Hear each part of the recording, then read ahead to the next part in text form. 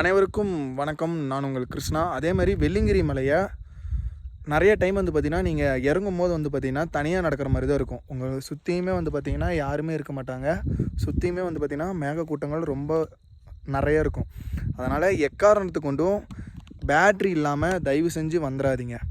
அதே மாதிரி நடக்கும்போது குச்சை நல்லா கீழே ஊனி ஊனி நடங்க. அப்போ தான் உங்கள் வழியில் ஏதோ ஒரு உயிரினங்கள் இருந்தால் கூட, நான் சொல்கிறது உங்களுக்கு புரியும்னு நினைக்கிறேன். ஏதோ ஒரு உயிரினங்கள் இருந்தால் கூட அது விலகி போயிடும். அது இந்த இடத்துல இருந்து அந்த நேம் சொல்லக்கூடாதுன்னு சொல்லுவாங்க. ஸோ அதனால் நான் சொல்லலை. ஸோ அதனால் அந்த உயிரினங்கள்லாம் விலகி போயிடும். அதனால் ஒன்று கேங்காக வாங்க, அப்படின்னா நீங்கள் தனியாக வரும்போது உங்கள் செல்லில் பாட்டு போட்டுக்கோங்க.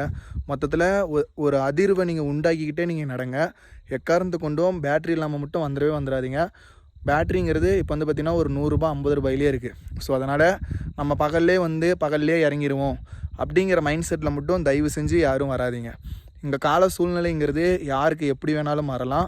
ஸோ அதனால் கம்பல்சரி வெள்ளிங்கிரி வரவங்க மறக்காமல் ஒரு பேட்ரி மட்டும் தயவு செஞ்சு வாங்கிட்டு வந்துருங்க நண்பர்களே.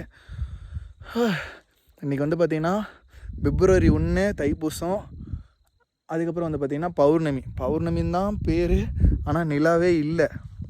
ஸோ இப்போ நம்ம இறங்கிட்டுருக்கோம். ஸோ அதனால் நீங்கள் வரும்போது எக்காரணத்துக்கு கொண்டும் பேட்ரி இல்லாமல் வந்துடாதீங்க.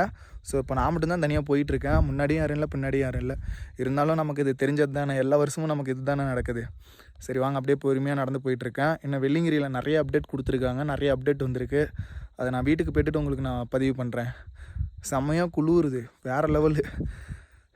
எப்படியோ ஆண்டவர் தரிசனம் அற்புதமாக இருந்துச்சு. அதை சொல்கிறதுக்கு வார்த்தையே இல்லை, அந்தளவுக்கு சூப்பராக இருந்துச்சு. அதுக்கும் மேலே அப்படின்னு கூட சொல்லலாம், அற்புதம் அப்படின்னு கூட சொல்லலாம். ஆண்டவர் அவ்வளோ அழகாக இருந்தார். நம்மளுடைய வெள்ளிங்கிரிநாதர் அவ்வளோ அழகாக இருந்தார், அவ்வளோ சூப்பராக இருந்தார். எப்படியோ மன நிம்மதியாக சாமியை பார்த்தாச்சுங்க. இப்போ நம்ம இறங்கிட்டுருக்கோம். ஸோ நான் வீட்டுக்கு போய்ட்டு அடுத்த பதிவு கண்டிப்பாக வெள்ளிங்கிரியோட அப்டேட்டு கண்டிப்பாக நான் பதிவு பண்ணுறேன். யூடியூப்லேயும் சரி, இன்ஸ்டாகிராம்லேயும் சரி.